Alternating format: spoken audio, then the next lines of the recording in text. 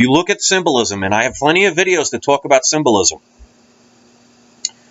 one of the things you will see, the Christian symbol for Jesus is the IHS. They write it a little kind of weird. This is the symbol for Jesus.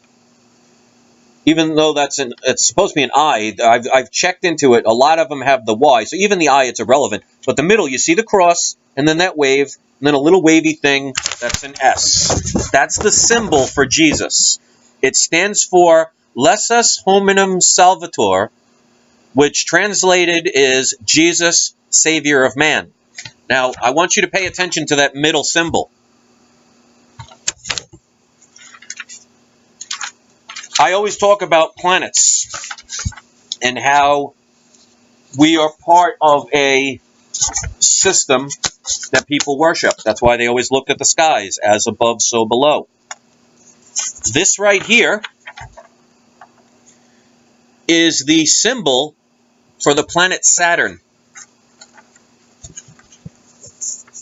Saturn, the one with the halo around it. The one that has the hexagram on top. You know what a hexagram is? Let me write that down.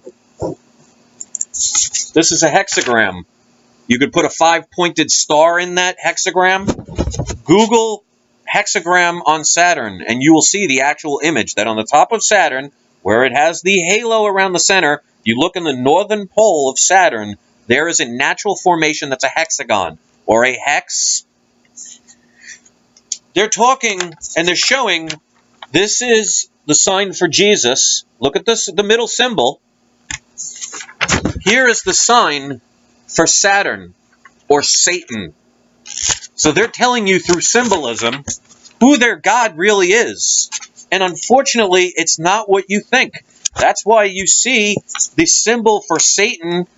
You haven't seen the, they show the goat, but they show it in the 5-pointed star. Well, that fits exactly perfect in a hexagram, which is on Saturn. And that's why you see the priests that worship Satan, they wear black robes. Here's another one to think about. If you read the story about, we all know about how the fact that Eve was the one that was responsible for creating original sin because she ate from the apple of the tree of life. Now, if you read that part in the Bible, they talk about the fact that God said to Eve, basically, I'm not going to quote because I don't have it memorized, but God told Eve, you can eat from any tree in paradise, but you cannot eat from the tree of knowledge, lest you shall die. So in other words, what God said is, eat all the fruit you want, just not from that particular tree, because if you eat that fruit, you will die. So what happens?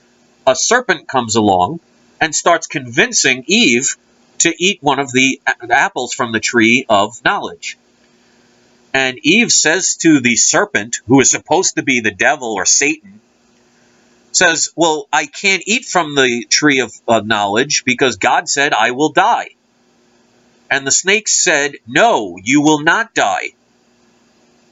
She ate the apple. She didn't die. Think about that. That means the supposed whatever God that said, you are forbidden to eat from the tree of knowledge, lest you shall die. When she ate from the tree because the snake said, no, you won't die. When she bit into the apple, she didn't die. So that means the person that told her originally lied. And the snake, who is supposed to be Satan, told the truth and said, you can eat from that apple, you won't die. And then they got cast out of heaven. Think about that. The snake, which is supposed to be the serpent, which is supposed to be portrayed as Satan, is the one that told the truth, while the one that said they were God lied. Now, is God supposed to lie to his creation? And if you think about it, if you know anything about the whole Bible story of Satan, Satan was God's first angel, and he was jealous of man. And Satan had the ego of wanting to be God. So wouldn't that make more sense that if there was that Satan, that he was the one that would lie? And that the real God was actually the snake trying to say, no, you won't die? The other person that told you that is a liar? So the God of the Bible is the murderer and the liar, and the serpent is exalted. That's secret esoteric teaching, only known to the adepts. Here another quote from Secret Doctrine.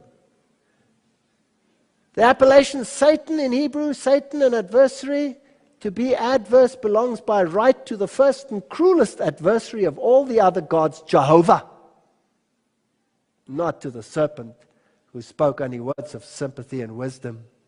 And it is the worst, even in the dogma, the adversary of man. See? So the bad guy is Jesus. The good guy is Satan.